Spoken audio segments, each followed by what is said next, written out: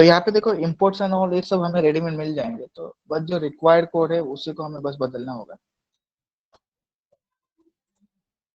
Save as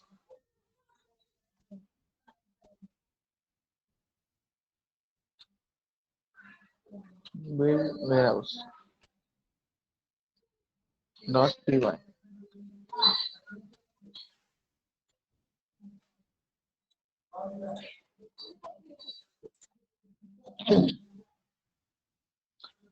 तो यहाँ पे जो बेसिक इंपोर्ट्स है जैसे systems, operating system, then date and time हमें चाहिए, टाइम जोन भी चाहिए, पैंडास भी चाहिए, डेटाबेस के साथ कनेक्टिविटी करेंगे एसक्यूएल भी चाहिए, यूनिक आईडी क्रिएट करना है डब्ल्यू आई डी ये भी चाहिए। और यहाँ पे हमें चेन असाइनमेंट यहाँ पे ऑप्शनल देनी है तो हमने वो नन भी दे दिया। डेटाबेस का फाइल का पाथ ये भी हमें यहाँ पे देना होगा कि जहाँ पे हमें फाइल क्रिएट करनी है तो वो भी हमने दिया हुआ है। सेकेंड, ये कनेक्शन वन होगा, मतलब जहाँ पे हमारा एक्चुअल डेटा सब कुछ स्टोर होगा, ये सब कुछ ये कॉलेज इस नाम के टेबल के डेटाबेस के अंदर स्टोर है। दूसरा कनेक्शन हमारे पास था जो डेटा वॉल्ट का था, यहाँ पे डेटा वेयर हाउस है तो यहाँ पे हम थोड़ा सा एडिटिंग करेंगे। दूसरा कनेक्शन हम डेटा वॉल्ट के लिए करेंगे और कनेक्शन थ्री हम हमारे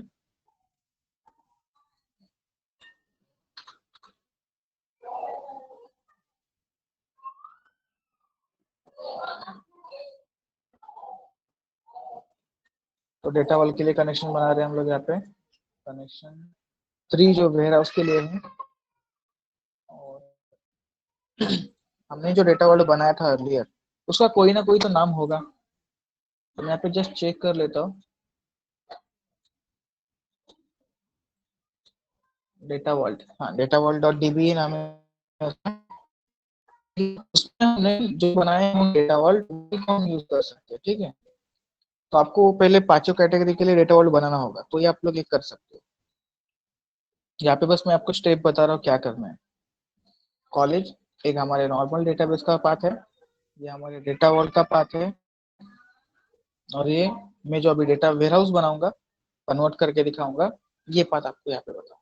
लास्ट टाइम मैंने डायरेक्ट सन मॉडल को एक क्वेश्चन के ऊपर चेंज किया था, वो भी हम लोग डेटा वेयरहाउस ही बना रहे थे, लेकिन वहां पे एक सिंपल क्वेश्चन को मैं बदल रहा था। Data ware simple question use करके उसका आंसर डेटा वेयरहाउस में कन्वर्ट करके दे रहा था। लेकिन अगर मुझे मेरे पूरे डेटा को ही कन्वर्ट करना है डेटा वेयरहाउस में विदाउट एनी क्वेश्चन, तो वो आज हम लर्न करते हैं। क्योंकि ऐसे नहीं ना कि हर बार क्वेश्चन ही जनरेट होंगे तो ही हम डेटा वेयरहाउस में कन्वर्ट करना है, मुझे पहले से ही मेरे डेटा वॉल को डेटा वेयरहाउस में कन्वर्ट करके रखना है, तो उसके लिए मैं ये कोडिंग कर रहा हूँ। तो तीन कनेक्शन है मेरे पास अभी। फर्स्ट डेटाबेस का कनेक्शन है, दूसरा डेटा वॉल्ट का, और तीसरा मेरे डेटा वेयरहाउस का कनेक्शन है। ये होने के बाद अभी हमें क्या करना है,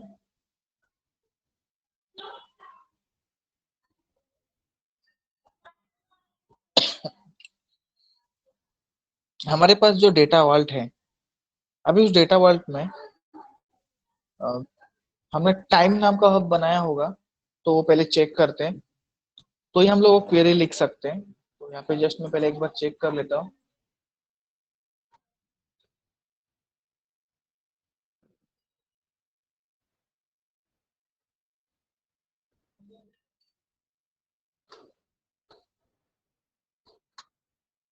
लोकेशन का ही बनाया हुआ है हमने। तो अभी जो मैं एग्जांपल बता रहा हूँ ये मैं टाइम और पर्सन के बारे में बता रहा हूँ। तो आपको पहले ये जैसे मैंने लोकेशन का हब बना के रखा है, वैसे आपको टाइम का हब, लोकेशन का हब, इवेंट का हब, उसके बाद पर्सन का, राइट, एंड देन ऑब्जेक्ट का, तो इन सभी के हब आपको पहले बना के रखने हैं, हब एंड सैटेलाइट्स एंड उसके रिस्पेक्टिव लिंक्स। तो इतने सारे टेबल्स आपके पास प्रेजेंट होने चाहिए, ठीक है। मतलब अभी जो मैं बता रहा हूँ ये प्रोग्राम में रन करके नहीं दिखा सकता, क्योंकि उसका प्रॉब्लम क्या है, क्योंकि मैंने सबके लिए डेटा सबके लिए हब नहीं बनाए। हब कैसे बनाना है, तो एक सैंपल मैंने लोकेशन के लिए आपको करके दिखाया था, तो सिमिलरली आपको बाकियों के लिए क्रिएट करना है। तो यहाँ पे ये जो प्रोग्राम है ये मैं रन नहीं कर सकता क्योंकि मेरे पास वो नहीं जो रिक्वायर्ड डेटा वॉल्ट है वो नहीं है। तो बस मैं आपको बता सकता हूँ क्या करना है। सपोज मिनिमम हमारे पास 2 तो डेटा वर्ल्ड चाहिए। तो यहाँ पे हमारे पास बस लोकेशन ही है। अगर पर्सन होता तो पर्सन लोकेशन का हम लोग वहाँ पे शो कर देते। तो एक ही वॉल्ट है, तो मैं यहाँ पे टाइम और पर्सन का बता रहा हूँ आप लोग को। उसके बाद मैं यहाँ पे एक क्वेरी लिखूंगा सिंपल।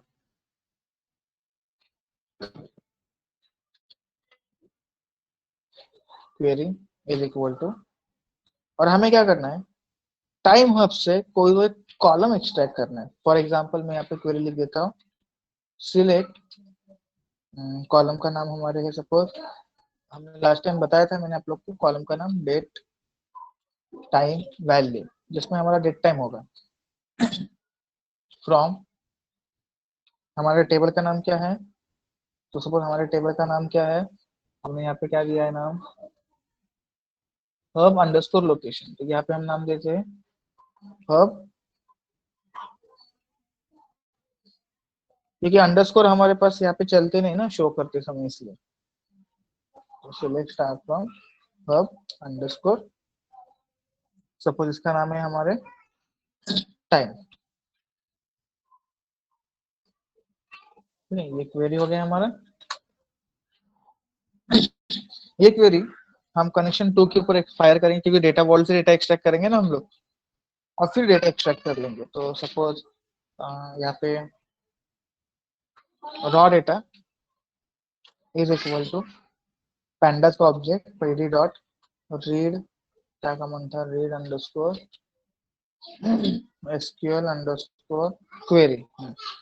इसके अंदर हमें क्वेरी जो फायर करनी है वो लिखनी है, क्वेरी कॉमा कौन से कनेक्शन के ऊपर, कनेक्शन 2 के ऊपर फायर करनी है। तो कनेक्शन 2 के ऊपर ऑलरेडी हमने टाइम नाम का हब बनाया होगा, उसमें से हम एक कॉलम एक्सट्रैक्ट कर रहे हैं डेट टाइम। क्यों? क्योंकि लास्ट टाइम हमने जो बनाया था, यहाँ पे आप देख सकते हो, यहाँ पे डेट टाइम मैंने फिक्स रखा था, राइट ना। यहाँ पे मैंने एक पर्सन का डेट टाइम फिक्स रखा था। लेकिन अभी मैं क्या करूंगा, सभी पर्सन जितने भी रिकॉर्ड्स होंगे, जिनके सभी के डेट ऑफ बर्थ होंगे, उसके अकॉर्डिंगली मैं यहाँ पे बना लूंगा data warehouse. Last time मैंने एक पर्सन के related data date time extract करके डेटा वेयर हाउस बिल्ड किया था। तो अभी मैं जितने भी पर्सन होंगे सभी के लिए करने वाला हूँ, तो इसलिए मैंने यहाँ पे डायरेक्ट क्वेरी लिख दी। और जो भी डेटा एक्सट्रैक्ट हो रहा है रॉ के अंदर, तो अगर आपको चाहिए तो आप पूरे डेटा के ऊपर काम कर सकते हो, ऐसा कुछ नहीं कि नहीं। क्योंकि मेरे ख्याल से हमारे पास तो बहुत सारा डेटा है, कुछ तो 10 लाख कुछ तो एंट्री थी। तो कहीं ना कहीं मैं सोच रहा हूँ कि इस डेटा का इतना कंप्यूटर मेरा यूज होता रहेगा और जल्दी मुझे आउटपुट भी नहीं मिलेगा। तो मैं सोचता हूँ इसमें से कोई 10 बार 500 या 1000 रिकॉर्ड्स एक्सट्रैक्ट कर लो, और उतने ही रिकॉर्ड के ऊपर काम करके देखूंगा पहले। तो रॉ डॉट रिकॉर्ड एक्सट्रैक्ट करने के लिए हमारे पास हेड कमांड होती है, मतलब फर्स्ट रिकॉर्ड्स कितने एक्सट्रैक्ट करने हैं। सपोज मैं यहाँ पे 100 दे रहा हूँ, तो मेरे डेटाबेस में से मतलब उस टेबल में से फर्स्ट 100 रिकॉर्ड मैं एक्सट्रैक्ट कर रहा हूँ, और रो 1 को दे रहा हूँ, 1 को डेटा एक्सट्रैक्ट करके दे रहा हूँ। तो आप 1000 ले लो, क्योंकि 10 लाख एंट्री मतलब बहुत बड़ी एंट्री होती है, तो इसमें प्रोसेसिंग के लिए बहुत ज्यादा टाइम लगेगा। तो बाद में आप ये लाइन निकाल सकते हो, ये आपके ऊपर डिपेंड है। तो मैंने टेबल में से कॉलम तो एक्सट्रैक्ट कर लिया है, मतलब डेट टाइम का जो वैल्यू है बर्थ का, वो तो मैंने सिलेक्ट किया ही है। लेकिन उसमें मैंने फिल्टर डाल दिया कि मैं फर्स्ट 1000 रिकॉर्ड ही ले रहा हूँ।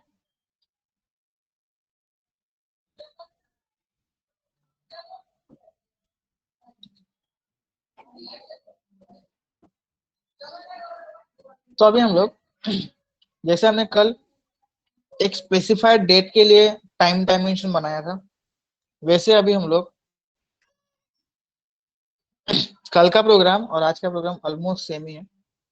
कल कैसे हमने किसी भी मतलब प्रीवियस लेक्चर में हमने कैसे किसी भी एक डेट के लिए टाइम डायमेंशन बनाया था, अभी मैं मेरे पास जो 1000 रिकॉर्ड है उनके लिए टाइम डायमेंशन बनाऊंगा। मतलब मेरे पास जितने रिकॉर्ड्स है उनके लिए। तो यहाँ पे मुझे फॉर लूप लगाना पड़ेगा, तो वही मैं यहाँ पे कर रहा हूँ। एक काउंटर ले लेता हूँ, t इज इक्वल टू 0, और यहाँ पे काउंट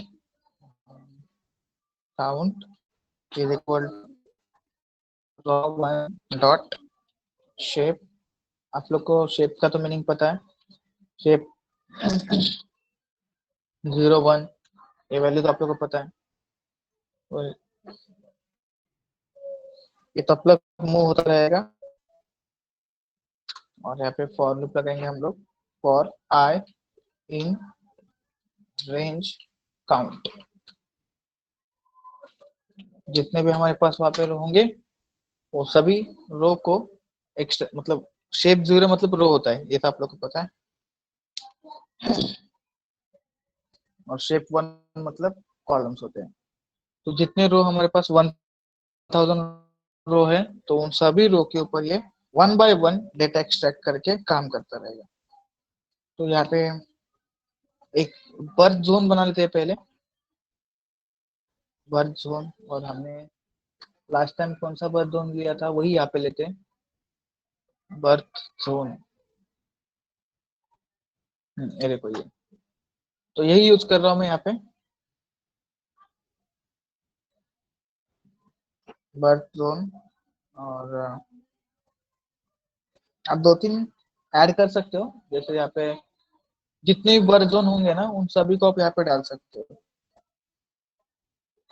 और उनका एक एरे बना सकते हो। क्योंकि आपको अर्लियर हमें बर्थ जोन पता था, अभी मुझे नहीं पता कौन सा बर्थ जोन होगा।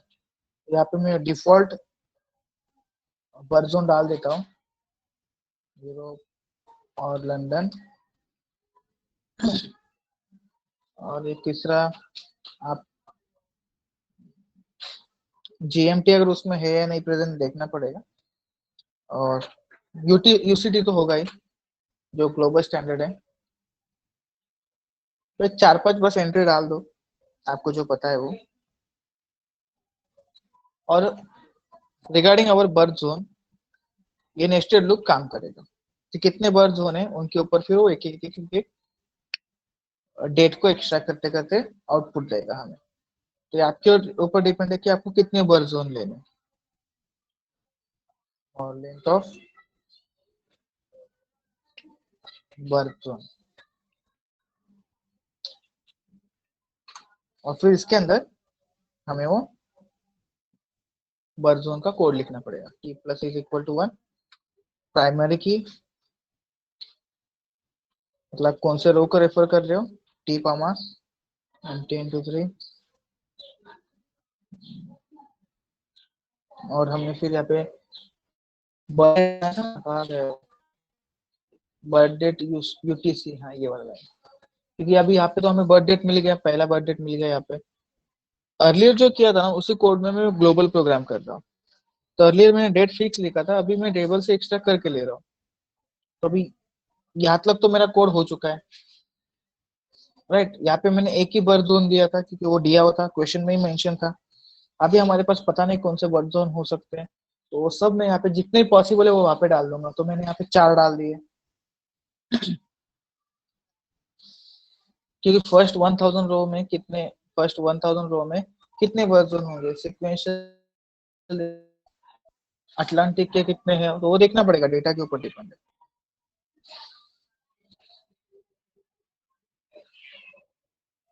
तो बर्थ जोन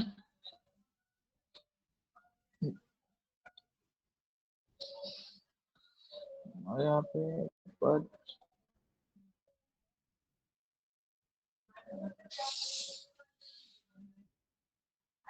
यहाँ पे पहले डेट बना लेते हैं इस फॉर्मेट में। हमें अभी जोन हो गया हमारा, जोन के बाद हमें डेट बनानी है। तो यहाँ पे पहले डेट बनाएंगे, ये हमने फिक्स डेट लिखा था। तो अभी यहाँ पे हमें हम जो टेबल से एक्सट्रैक्ट कर रहे हैं उस डेट को कन्वर्ट करना है उस फॉर्मेट में। तो ये स्ट्रिंग में कन्वर्ट करने का काम करेगा।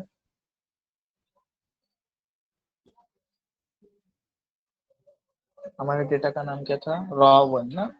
तो रॉ1 में से कौन से कॉलम को रेफर कर रहे थे हम लोग, डेट टाइम वैल्यू, राइट। क्योंकि यही हम लोग एक्सट्रैक्ट कर रहे हैं ना वहाँ पे, date time value.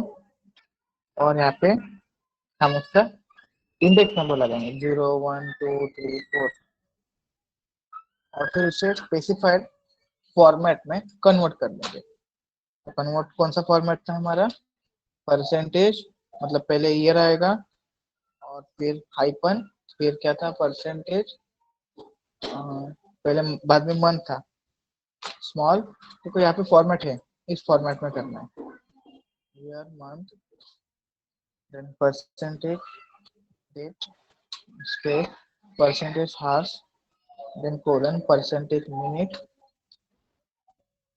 Then colon percentage, इस फॉर्मेट में मैं डेट को कन्वर्ट कर रहा हूँ, जो हमारा स्टैंडर्ड फॉर्मेट यहाँ पे दिया हुआ था उसी फॉर्मेट में मैं उसे कन्वर्ट कर रहा हूँ। तो ये डेट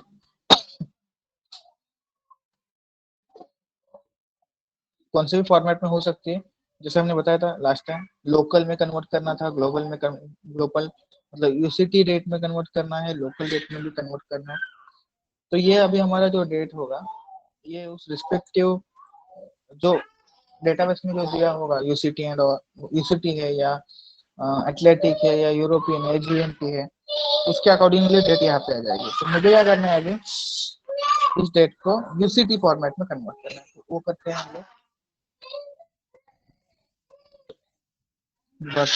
और यूटीसी ये लाइन वन बाय वन हम लोग कर रहे हैं। अभी ये हमारा लाइन हो गया, अभी मैं इस लाइन पे काम कर रहा हूँ, तो मैं इसे जस्ट यहाँ से कॉपी करके यहाँ पे डाल दूंगा। तो बस वेरिएबल के नाम देख लो, birth date UTC dot replace, yes हाँ यूटीसी में कन्वर्ट हो जाएगा। मतलब यहाँ पे अभी हमारे पास दो फॉर्मेट में डेट है। उसके बाद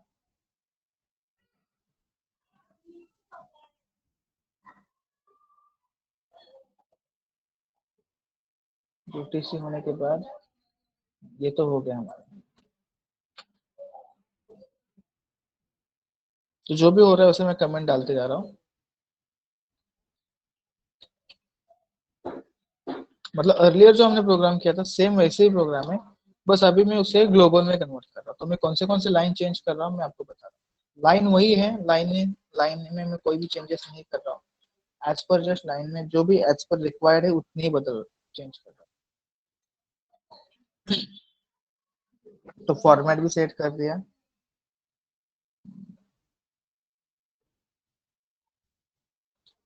देन बर्थ डेट जोन,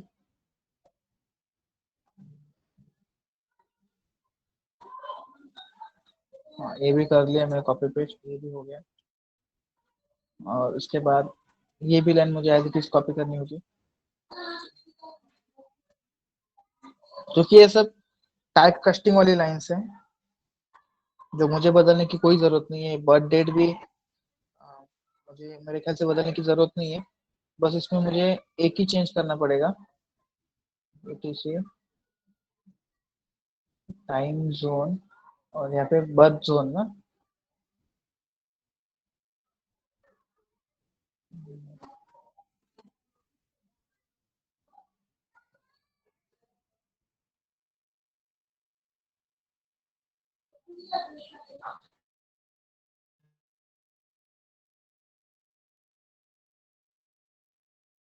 यहाँ पे हमारा लूपिंग में काम हो रहा है ना मल्टीपल से, मेरे ख्याल से यहाँ पे हमें इनर इनर लूप का वेरिएबल का नाम क्या है, जे, तो ये जे के लिए देना पड़ेगा हमें, और डेट, और फिर बाकी कुछ चेंज नहीं होगा। ये दोनों लाइन मेरे ख्याल से सेम होनी चाहिए, इसमें कुछ चेंज नहीं है। मतलब जो टाइम के लिए हमने अर्लियर किया था ना कोड, वही कोड मैं यहाँ पे आज कर रहा हूँ, बस इसमें मैंने दो तीन लाइन को ही बदल दिया है, बाकी सब सेम ही लाइन है।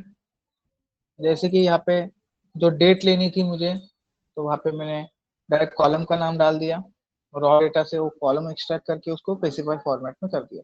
लास्ट लेक्चर में हमने यहाँ पे डेट डायरेक्टली लिया था, बस यही मैंने यहाँ पे बदल दिया है। और दूसरा, ये जो यहाँ पे बर्थ जोन है हमारे पास, यहाँ पे तो यहाँ पे एक ही बर्थ जोन था क्योंकि एक ही डेट आ रही थी, तो एक ही बर्थ जोन था। यहाँ पे बर्थ जोन मल्टीपल होंगे, इसलिए मैंने यहाँ पे देखो, यहाँ पे हमारे पास मल्टीपल बर्थ जोन है ना, अर्लियर हमारे पास एक ही बर्थ जोन था, तो इसलिए यहाँ पे ये बर्थ जोन मैंने जे को असाइन किए वन बाय वन, तो बस यहाँ पे मैंने बर्थ जोन के लिए जे डाल दिया है। बस इसी के लिए मैंने यहाँ पे एरर डाल दिया, क्योंकि हम मल्टीपल बर्थ जोन के लिए काम कर रहे हैं। तो आपके पास जितने होंगे वो सब यहाँ पे वन बाय वन चेक करते जाएंगे। ठीक है, तो इसके बाद इस कोड की कोई जरूरत नहीं है अभी, मतलब आपको समझ में आया होगा। अभी मैंने मेरे कोडिंग में प्रीवियस लेक्चर में जो हम लोग लर्न कर रहे थे वही मैंने ऐड किया है, नया कुछ नहीं। और उसके अकॉर्डिंगली 1000 रिकॉर्ड के लिए मैं हब बना रहा हूँ, time hub, sorry dimension create कर रहा हूँ, टाइम हब से टाइम डायमेंशन में कन्वर्ट कर रहा हूँ। तो यहाँ पे भी सेम आएगा, प्राइमरी की टाइम नंबर में भी कुछ इशू नहीं है, बर्थ जोन में भी कुछ नहीं इशू आएगा, सेम वही लोकल भी वही आएगा, जोन भी वहाँ पे वही होगा। मतलब यहाँ पे मुझे कुछ चेंज नहीं करना, कुछ नहीं, क्योंकि कॉलम के नाम तो वही है। मतलब कल जो हमने एक रिकॉर्ड के लिए किया था नंबर ऑफ कॉलम्स, तो यहाँ पे भी हमें नंबर ऑफ कॉलम को चेंज करने की कोई जरूरत नहीं है।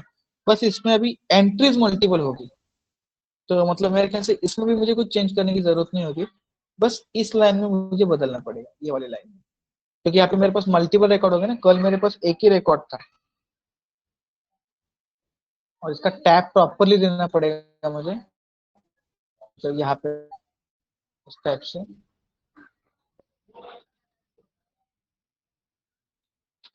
और फिर यहाँ पे हमें एक इफ एल्स लगाना पड़ेगा, क्योंकि फर्स्ट वैल्यू है तो फ्रेम क्रिएट करना पड़ेगा, सेकेंड वैल्यू है तो अपेंड करना पड़ेगा, ये मैंने पहले ही बताया था, t is equal to 1। For loop के बाद कोलन दिया था क्या, एक बार देखना पड़ेगा, तो लास्ट टाइम हमने नहीं दिया था, लास्ट टाइम हमारा यही मिस्टेक था, फॉर लूप के बाद हम लोग कोलन नहीं दिए थे।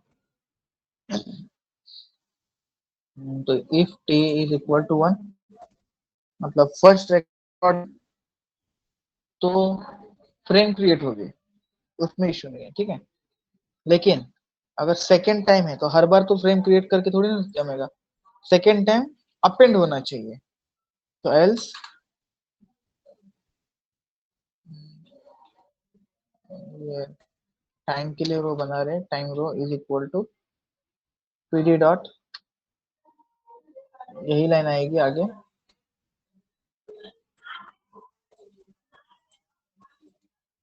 बस यहाँ पे हमें उसे अपेंड करना पड़ेगा।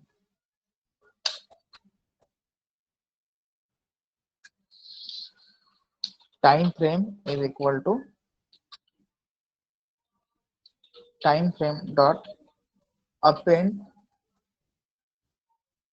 Time underscore row. तो अर्लियर में लास्ट लेक्चर में हम लोगों ने क्या करा था, हमारे पास एक ही रिकॉर्ड था, तो मैंने डायरेक्ट फ्रेम बनाया था। अभी मैं चेक कर रहा हूँ, पहला रिकॉर्ड है तो वो नया डेटा फ्रेम बनाएगा, और सेकेंड के बाद जो भी रिकॉर्ड वाले second third fourth five six जो भी है वो सभी पहले वाले फ्रेम के ऊपर अपेंड हो जाएंगे, नए नए फ्रेम नहीं बनेंगे। ठीक है, तो ये भी हमारा चेंज हो गया डेटा। इसके बाद हमें डेट टाइम, ये भी सेम आएगा, इसमें कुछ चेंजेस नहीं आएंगे। इंडेक्स नंबर अप्लाई करना है, इसमें भी कुछ चेंज नहीं आएगा। नाम असाइन करना है, टीम अंडरस्कोर टाइम, इसमें भी हमें कुछ चेंजेस करने की जरूरत नहीं है। स्टोरिंग हो गया, कनेक्शन 1 यहाँ पे 3 लिखना पड़ेगा, क्योंकि 2 से हमने एक्सट्रैक्ट किया था। तो 1 नाम के डेटा, कॉलेज नाम के डेटाबेस में जाएगा, और कनेक्शन 3 वेयर हाउस के अंदर भी डेटा चला जाएगा, तो ये भी ओके। और यहाँ पे हमारा कल के लेक्चर में देखो हमने टाइम और ये पर्सन का बनाया था, तो चलो इसी प्रोग्राम को अभी हम एडिट करेंगे, पर्सन का भी हमारे पास रेडीमेड है। तो अभी हमें यहाँ पे क्या करना पड़ेगा, टाइम का हमारा कंप्लीट हो गया, देखो मैंने क्या चेंज किया आप ठीक से देखो। बस यहाँ पे मुझे एल्स, एल्स के बाद सब टाइप निकालने हैं, मतलब ये जो फॉर लूप है ये तब तक ये काम करते रहेंगे अपना।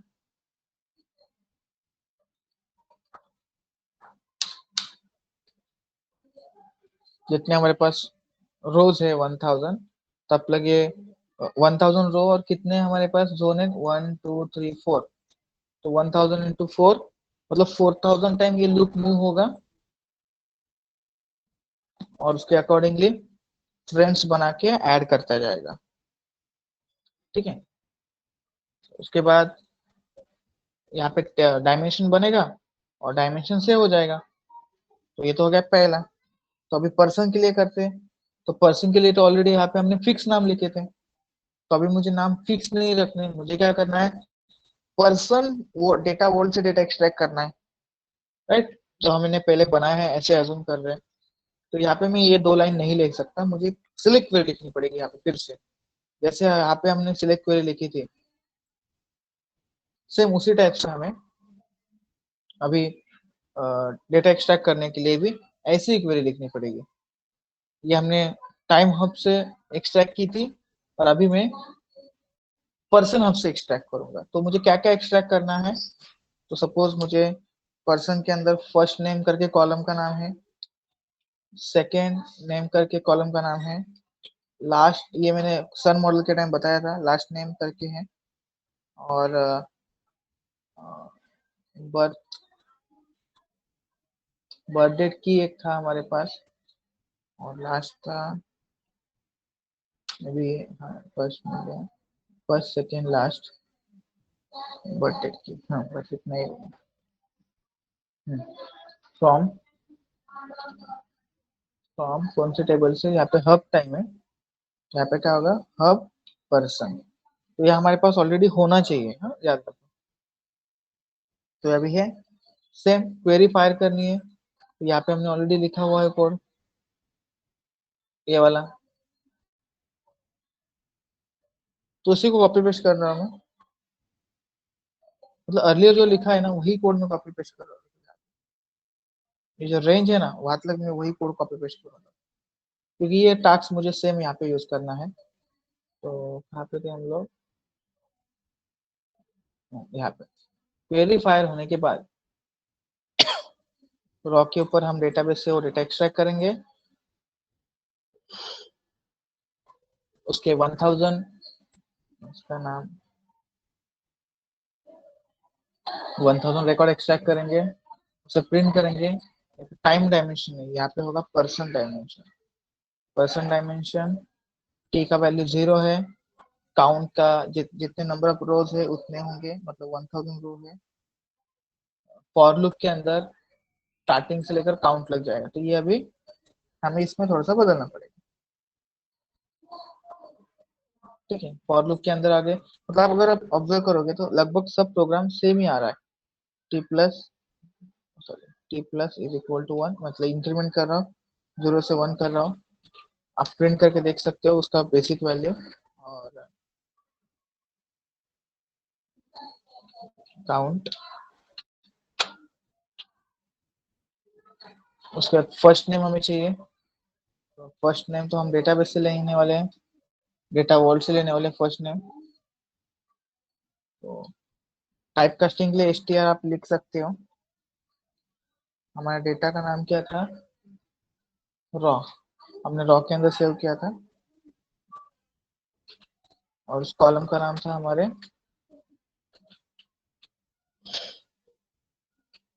First name. आपने जो डेटाबेस में दिया होगा वो नाम देना है। तो फर्स्ट नेम आ गया, तो सिमिलरली लास्ट नेम भी लेना है, सेकेंड नेम भी लेना है। कल हमने फर्स्ट और लास्ट दोनों के लिए किया था, लेकिन अभी हमारे डेटाबेस में अगर सेकेंड नेम भी है तो उसके लिए भी लिखना पड़ेगा।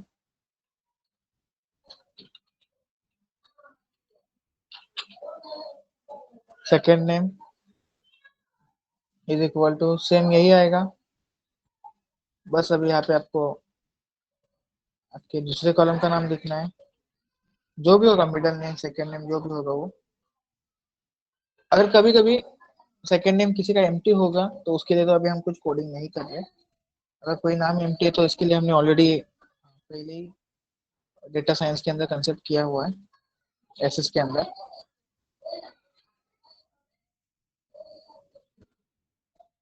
लेकिन एसएस भी क्या करता है, ओनली न्यूमेरिकल के ऊपर काम करता है, स्ट्रिंग के ऊपर, क्योंकि वो बाद में देखते हैं हम लोग। और फिर हमें और क्या चाहिए, लास्ट नेम, लास्ट नेम उसे भी हमने ले लिया, एक्सट्रैक्ट कर लिया। और हमें क्या चाहिए था, लास्ट नेम हो गया, फर्स्ट सेकेंड लास्ट, और बर्थ डेट की, तो उसे भी बना लेते हैं, बर्थ डेट की इज इक्वल टू str, उसमें से उस कॉलम को भी एक्सट्रैक्ट कर लेते हैं।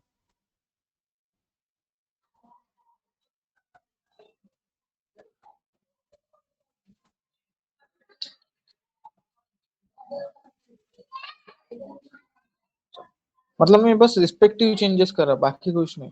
और अभी यहाँ पे सेम ये लाइन तो ऐसे ही आएगी, same to same. ID person number, इसके ऊपर हमें प्राइमरी की देनी है।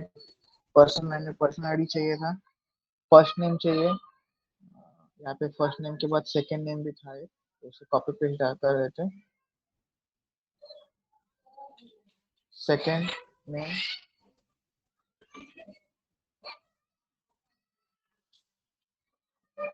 Second name, last name, zone भी है, और बर्थडे की फी भी है, बर्थडे डेट टाइम वाली। यहाँ पे हम लोग, हमारे कॉलम का नाम क्या था, बर्थ डेट की, बर्थ डेट, और यहाँ पे बर्थ डेट,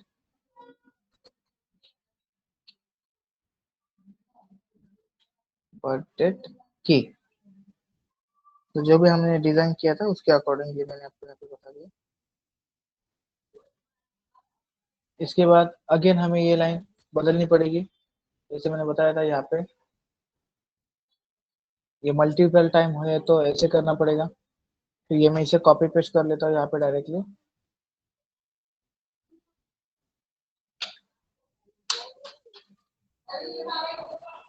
बस यहाँ पे टाइम रो नहीं, हमारे इसका नाम क्या है,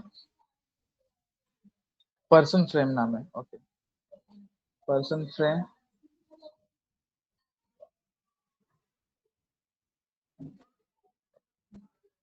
यहाँ पे टाइम लाइन नहीं, हमारे इसका नाम क्या है, पर्सन लाइन। तो बस रिस्पेक्टिव चेंजेस करना पड़ेगा आपको। पर्सन लाइन, यहाँ पे पर्सन लाइन, यहाँ पे पर्सन रो,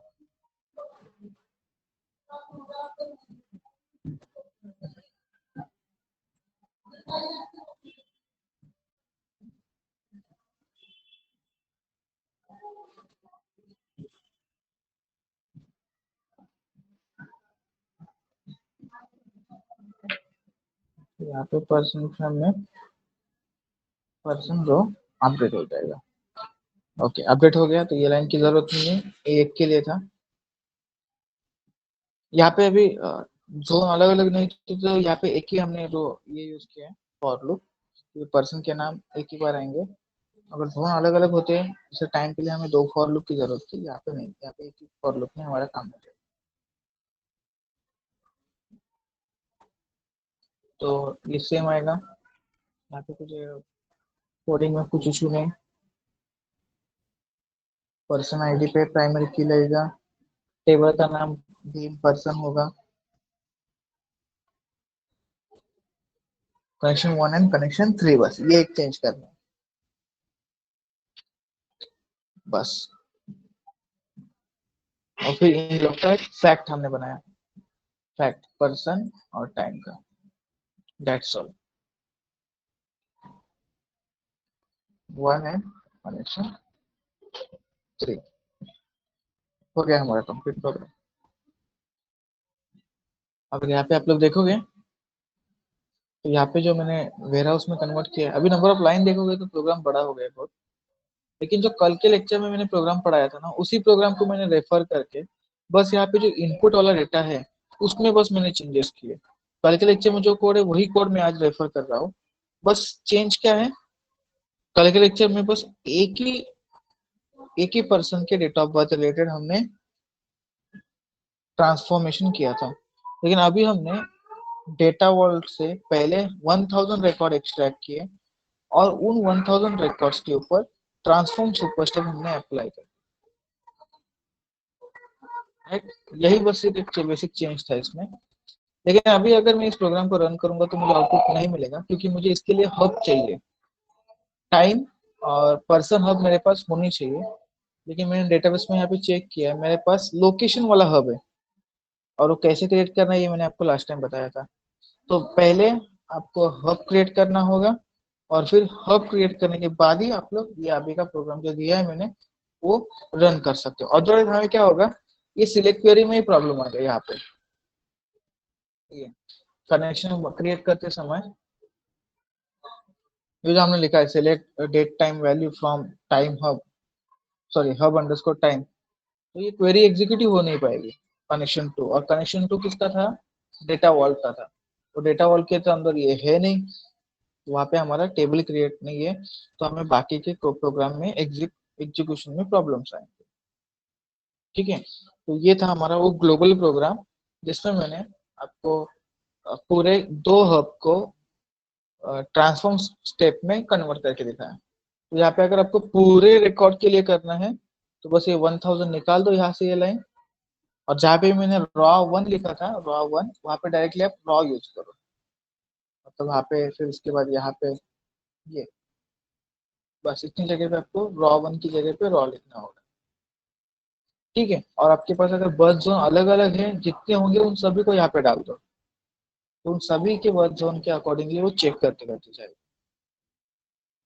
ठीक है, तो यही था हमारा ट्रांसफॉर्म सुपर स्टेप का अनदर प्रोग्राम, जिससे हम लोग हमारे तो लास्ट लेक्चर में हमने एक क्वेश्चन का ट्रांसपोजिशन किया था, आज हमने फर्स्ट 1000 रिकॉर्ड का ट्रांसपोजिशन किया।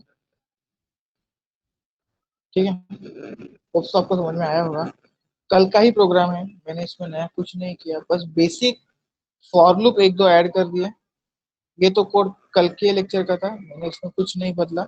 बस मैंने यहाँ पे एक दो फॉर लूप यहाँ पे ऐड कर दिए और काउंटिंग ले ली, और डेटाबेस से मतलब डेटा वॉल से डेटा एक्सट्रैक्ट किया, बस यही 5 to 6 लाइन मैंने यहाँ पे बदल दी है। और लास्ट टाइम एक ही डेटा था तो मैंने एक ही डेटा फ्रेम बनाई थी। अभी मेरे पास मल्टीपल रिकॉर्ड्स आएंगे तो मैंने डेटा फ्रेम में अपेंड वाला इफ एल्स डाल दिया बस। तो जो ये मैंने यहाँ पे लिखा था सेम मैंने यहाँ पे पर्सन के लिए भी डाल दिया। और ये जो कॉलम के नाम है ये ऑलरेडी हमने सन सन मॉडल के टाइम डिसाइड किए हुए नाम है। ठीक है, तो यही हमारे सिलेबस से सेकंड चैप्टर था, सॉरी इस चैप्टर में से। अगर हम यहाँ पे हमारा सिलेबस देखेंगे, यहाँ पे देखो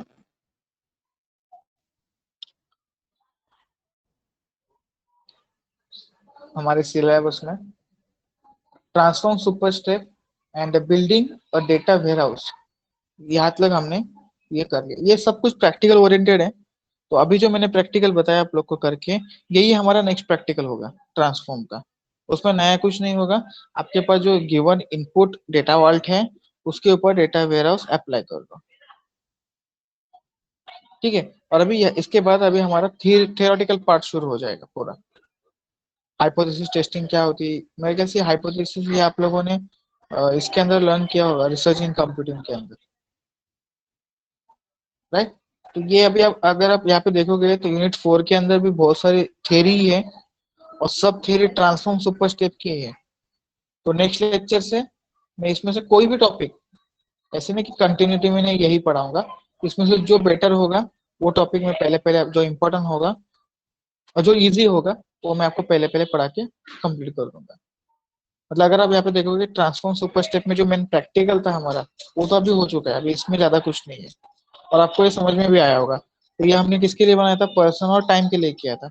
टाइम का ही थोड़ा सा कॉम्प्लिकेटेड है, उसमें hours minute seconds day date, day के बाद मंथ फिर ईयर, ये सेपरेट सेपरेट निकालना पड़ता है, फिर उसे लोकल टाइमिंग में कन्वर्ट करो। यूसीटी का टाइम अलग लोकल टाइम अलग, इसके लिए वो टाइम के लिए थोड़ा सा कॉम्प्लिकेट हो जाता है। लेकिन अगर आपने यहाँ पे पर्सन के लिए देखा तो पर्सन के लिए कुछ ज्यादा कोड ही नहीं था, राइट। वैसे इवेंट ऑब्जेक्ट और आपका टाइम पर्सन इवेंट ऑब्जेक्ट और लोकेशन, इन 5 के लिए आपको क्रिएट करना है। ठीक है, और फिर नेक्स्ट लेक्चर से ये जो थियरी है ये हम लोग करेंगे। मतलब ऑलमोस्ट अभी हमारा लास्ट यूनिट अभी स्टार्ट हो जाएगा, क्योंकि ये जो है ये कुछ ज्यादा बड़ा थियरी है नहीं। ठीक है, तो अभी हम कहीं से भी स्टार्ट कर सकते हैं, क्योंकि दोनों यूनिट में हमें ट्रांसफॉर्म सुपर स्टेप ही चैप्टर है। ठीक है, तो मेरे ख्याल से practical number 7 transform super step जो मैंने आज बताया था, तो आपके पास यहाँ पे दो प्रोग्राम होंगे। एक कल जो मैंने बताया था वो सिंपल एक के क्वेश्चन के थ्रू बदलना है, और दूसरा अगर आपको ऑल ओवर बदलना है तो फर्स्ट 1000 रिकॉर्ड के ऊपर मैंने जो चेंज किया है वो प्रोग्राम। तो ये दो प्रोग्राम आप यहाँ पे ट्रांसफॉर्म सुपर स्टेप में कर सकते हो। तो फिर हमारे पास प्रैक्टिकल भी तीन बाकी रहेंगे, ऑर्गेनाइज और जनरेटिंग रिपोर्ट, और फिर रिपोर्ट जनरेट करने के लिए पावर बीआई टूल यूज करना है। बस इतने ही दो तीन प्रैक्टिकल बाकी है हमारे। मतलब हम थियरी के साथ साथ साइड बाय साइड प्रैक्टिकल भी कर रहे हैं, और CA2 में आपको प्रैक्टिकली यूज हो जाएगा। आपको प्रॉब्लम आएगा ना तो मेरे ख्याल से बस प्रोसेस सुपर स्टेप में ही आएगा, क्योंकि इसमें ही ज्यादा कुछ काम है, सबसे ज्यादा। रिट्राइव एसेस ट्रांसफॉर्म में इतना कुछ काम नहीं है, लेकिन प्रोसेस में बहुत कुछ काम है, क्योंकि हमारे पास जो अवेलेबल डेटा है उसमें से 5 स्टेप में कन्वर्ट करना है, 5 कैटेगरी में। और फिर हर एक कैटेगरी में हब आएगा, सैटेलाइट आएगा, और 4 लिंक्स आएंगे। और टोटली एक के लिए छह टेबल बनाने पड़ेंगे, एक हब, एक सैटेलाइट, और 4 links. The time to person ये करना पड़ेगा, राइट? याद है ना आप लोग को, उस दिन मैंने बताया था टाइम हर एक का एक दूसरे के साथ। तो 5 कैटेगरी के अंदर आपको इतना सब कुछ करना पड़ेगा, ठीक है? तो ज्यादा से ज्यादा काम मेरे ख्याल से प्रोसेस सुपर स्टेप के अंदर ही आपको होगा। और एक बार प्रोसेस सुपर स्टेप रेडी है आपके पास, तो ट्रांसफॉर्म के अंदर आप डायरेक्टली उसको, जैसे मैंने अभी कन्वर्ट किया है वैसे कन्वर्ट करके आप डेटा वेयर में उसे कन्वर्ट करके सेव कर सकते हैं, ठीक है? तो जल्द से जल्द आप लोग CA2 के लिए ग्रुप डिसाइड कर लो, और वैसे स्टार्ट करना काम, क्योंकि मुझे नहीं लगता कि ये जल्दी होगा। प्रोसेस के लिए बहुत टाइम जाएगा, प्रोसेस और ट्रांसफॉर्म के लिए सबसे ज्यादा टाइम जाएगा। बाकी तो किसी फेज में ज्यादा टाइमिंग नहीं कंज्यूम होगा। ठीक है, अभी हम अटेंडेंस लेते हैं।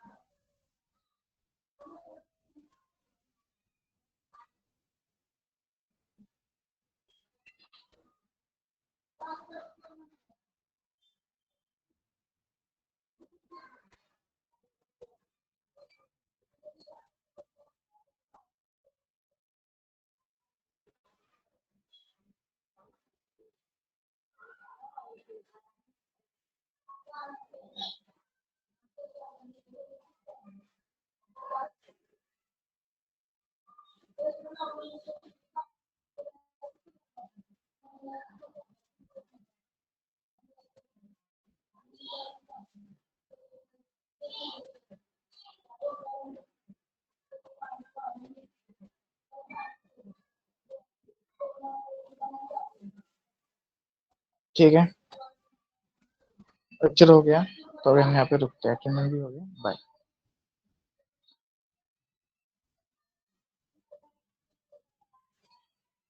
बस मैंने जैसे बताया वैसे अगर आप सिक्वेंशियल एग्जीक्यूट करते जाओगे तो आपका प्रैक्टिकल CA2 भी बन जाएगा।